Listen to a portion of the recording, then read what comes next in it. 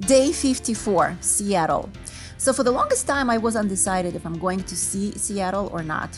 The last time I was there was 20 years ago, and I loved it. But everybody said that if I thought Denver was bad, Seattle was going to be even worse. So I was a little bit apprehensive, but it turned out to be a wonderful place and a wonderful day.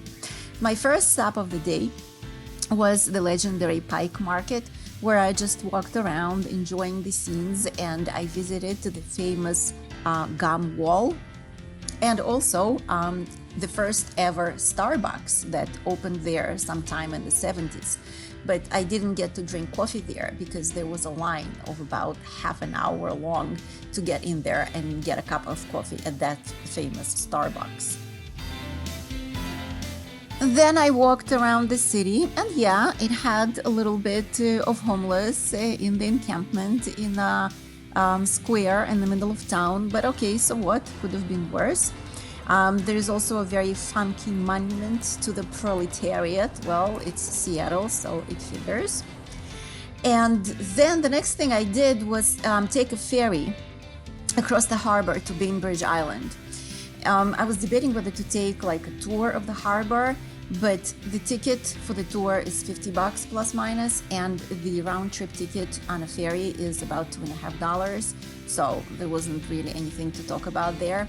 And when you are on a ferry, you get amazing views of downtown skyline. And because it was a clear day, you also see Mount Rainier towering over Seattle. And Bainbridge Island is very small and very cute. I walked around there for a little bit until it was time to go back on the ferry and return to the city. My next stop was Seattle Public Library. It is a beautiful building. The architecture is just amazing, and it's all basically concrete and glass, and it's full of sunlight, and it gives you this amazing feeling that you just want to take a book, curl up with it, and never ever leave. The next cool thing on the program was the former Amazon campus, the famous Amazon Spheres, and as somebody actually told me later, they are called Bezos's balls. But yeah, this was very funky, and I bet you it was pretty neat to be working in one of those things. I did not go up the Space Needle. I figured it was just too touristy, but I passed by it. And my next stop was a beautiful sculpture garden by the harbor. It has very interesting and very funky sculptures. Of course, mandatory, a couple of cute little bunnies. And yeah, it was just very interesting to walk around and see all this stuff.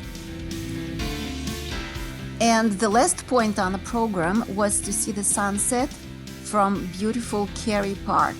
And it was a great idea because the view is just amazing. And completely by accident, I ran into someone that I know back from Israel that I haven't seen in many, many years. So I hung out a little bit with him and his wife, and she is a big Grey's Anatomy fan.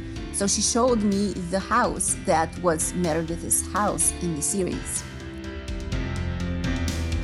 So yes, Seattle was absolutely awesome and absolutely worth it, and I would very much like to revisit it as soon as possible. So here are some more pictures. Enjoy!